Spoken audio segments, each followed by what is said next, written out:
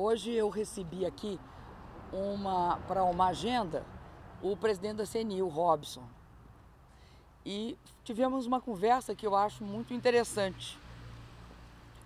Ela, obviamente, foi uma conversa otimista no aspecto de que o país está crescendo, a inflação está controlada, os dados da indústria são bastante otimistas e nós atingimos o menor nível de desemprego dos últimos anos e há uma expectativa mais ou menos generalizada do mercado e do próprio governo de crescimento do PIB em torno de 7%.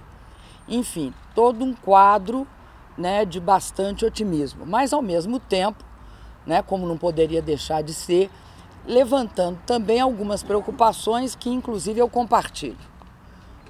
Primeiro, eles estão, a CNI, muito preocupada com a questão da formação profissional, né? E da combinação do SESI e do SENAI com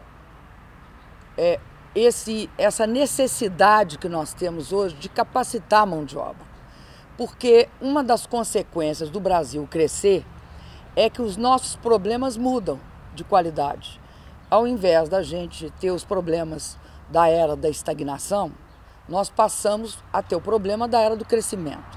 Um dos mais importantes é o fato de que, com o país chegando quase ao pleno emprego, nós vamos precisar de qualificar bastante a nossa mão de obra para poder dar um salto. Então, a CNI tem um processo que é muito interessante e que afina-se com a minha proposta em relação ao Promédio, que é combinar o ensino médio com o ensino profissionalizante.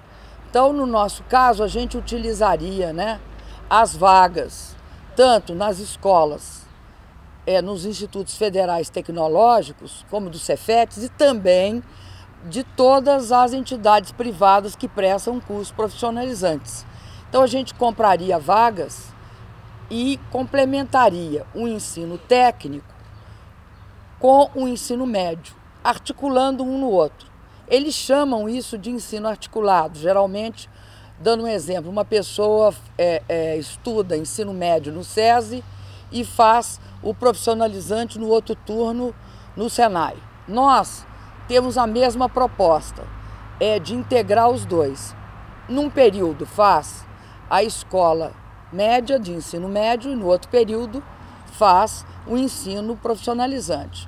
Esse ensino profissionalizante pode ser tanto prestado pelas escolas públicas, técnicas, que inclusive eu tenho o compromisso de expandir, né, colocando em cada cidade com população igual ou maior que 50 mil, ou em cidades polos, em estados que as populações não alcançam 50 mil individualizadamente, você tem de juntar um grupo de municípios para dar um volume de população. E outra sugestão muito interessante que eu achei é que em pequenas cidades e no Amazonas usar o ensino técnico móvel, que seria uma capacitação mais parecida com o que nós fazemos no Brasil profissionalizante, que é, por exemplo, eles operam muito com caminhões ou com ônibus, né? E ali a escola chega, eles formam eletricistas. Nós fizemos isso, aliás, no Luz para Todos. No Luz para Todos faltava eletricista e a gente tinha de formar nos próprios lugares.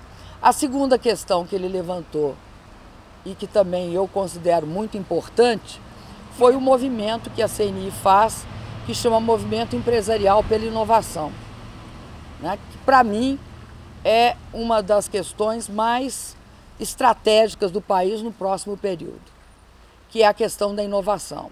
É essa parceria entre o governo federal e a iniciativa privada no sentido de incentivar as empresas a inovar. Eles, inclusive, levantam a criação de uma espécie de ISO da inovação. Hoje você tem ISO das melhores práticas né? Aí a empresa tem ISO, ela tem ISO por causa da governança, ela tem ISO por causa da relação com o meio ambiente. Então eles levantam algo que eu achei muito importante, que é a questão do ISO da inovação, né? Ou seja, uma empresa, ela seria melhor pontuada se ela tivesse uma política de inovação. E uma terceira coisa que também eu acho que é muito pertinente o que fala a CNI, é que eles dizem que nós temos um problema de foco. Nós hoje olhamos a grande empresa e a micro e pequena. E a média ela fica meio sem uma política, um foco claro do governo. Eu concordo em gênero, número e grau. Eu acho que tem de tratar a questão da média com uma questão específica. Da pequena, até pela taxa de mortalidade da pequena.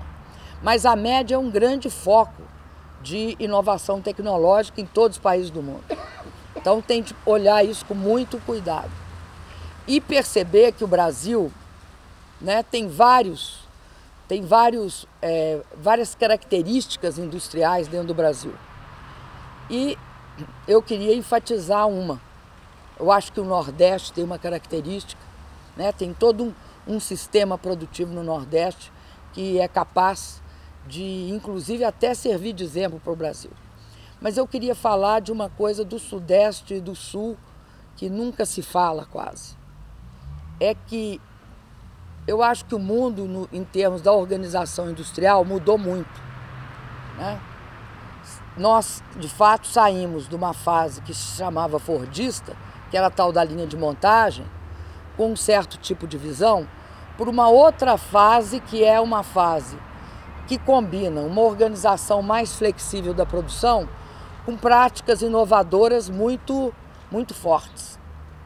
E eu tenho certeza que o Sudeste e o Sul do Brasil têm um perfil muito propício para esse tipo de coisa. Notadamente o Sul, que tem uma experiência grande de compatibilizar duas coisas que a gente sempre considera que são opostas: a cooperação e a competição. Então, a organização em cooperativas, que eu acho que é uma grande característica, uma grande tradição no sul do país, é cooperativa agrícola, é de crédito, é cooperativa com todas as características, ela tem sido também um fator de competição e de produtividade muito elevado. Então foi muito boa a entrevista que eu tive, né, essa entrevista, essa reunião que eu tive com o presidente da CNI. Pois não.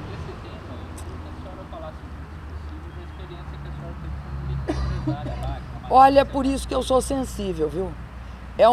A vida do microempresário, principalmente entre planos econômicos, né? Quando o dólar está 1 por 1 e ele passa para 2 ou 3 por 1, ele quebra. É isso que acontece com o microempresário e fecha. A minha experiência é essa, de muitos microempresários desse país. Não foi eu, assim. Naquela época foi a variação cambial. Teve muito efeito disso. E também da própria dificuldade, porque você faz tudo com capital próprio, né? Na prática, eu dei uma força para minha cunhada, que por vários motivos estava sem emprego, tinha de sustentar 4 filhos. Mas eu tenho muito orgulho daquilo.